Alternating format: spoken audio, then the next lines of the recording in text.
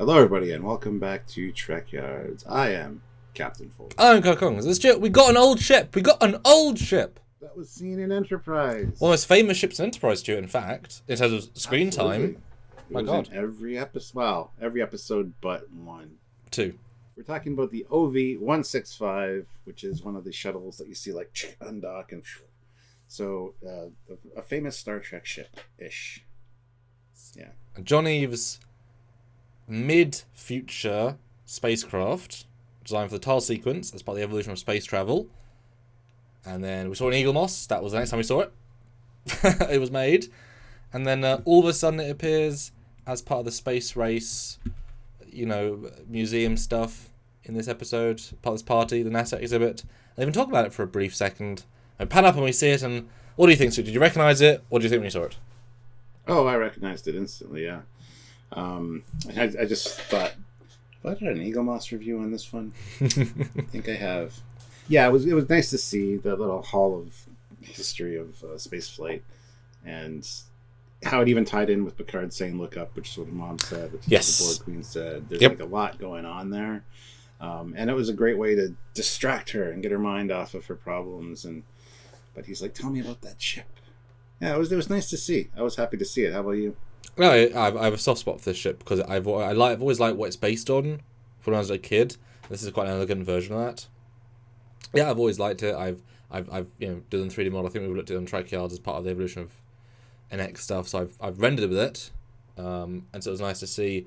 But in fact, I had a sneaking suspicion. If you go to the comparison render, I think they just use the same model, Stuart, because it's frickin' the same. And it's a pretty nice model considering it's meant to look like an actual like mannequin, maquette, whatever it's called. Like it's not meant to look photoreal. They had the asset from Enterprise, from Eagle Moss. I'm pretty sure it's just the same 3D model because it is really freaking close, even to get the text the right font. It is, yeah. There's a few darker panels on it which are evident. But they are on the original. They just change the contrast levels. That's easy to swap. I think it's the same thing. Maybe and obviously I've got a different focal length, but I mean maybe the top's a bit more curved in their version, but that's again focal length, it changes things. But the details are so close.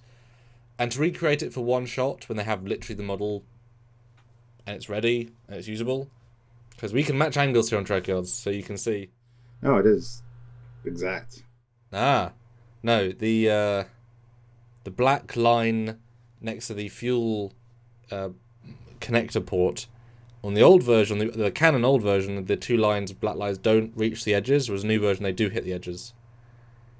And there's a black, and the front black line is a little bit farther away from the gray panel line. And the top is a bit more curved. So, I mean, they have, like I said, they have the Eagles model, they have the Eagles miniature, so they can easily make a good replica, but it is extremely close to the point of, a texture difference, which they could have just retextured it as well.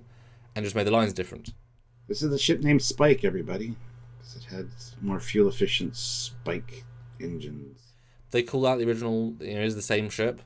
I like the passion. It's clearly a CGI render looking at the ceiling. I kind of wish there was a physical miniature and they would walk up to it and walk around it. Rather than just say, look up, right, leaving that CG shot. I wish I had a bit more integration. But obviously this is cheap and easy to do rather than a physical miniature would be quite expensive to do. So I get that. But lovely to see. And we even said yesterday, I think on a live, I wish, for us recording it, I wish they'd reference Enterprise more. And then this pops up. I'm like, oh, excellent. Oh, yeah, that's right. You did say that. And it was a perfect integration of it. She's, this is a gala for this kind of thing. And it just made so much sense in context. So it didn't seem forced at all. It didn't seem, fan servicey. It was just...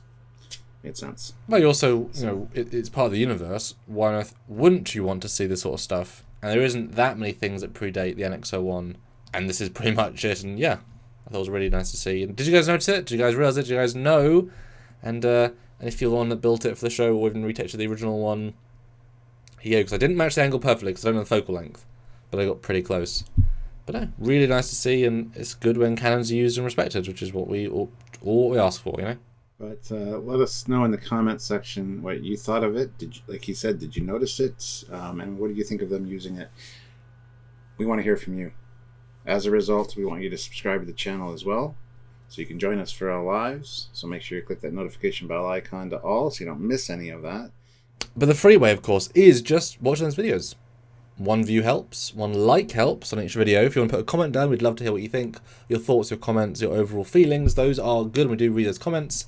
And then if you like what you see here, jump on those lives, as Stuart said. Be part of the conversation live. Interact with us. We respond to a lot of people, a lot of comments. Every single super chat, which funds the channel, basically. We love that community. We love that vibe.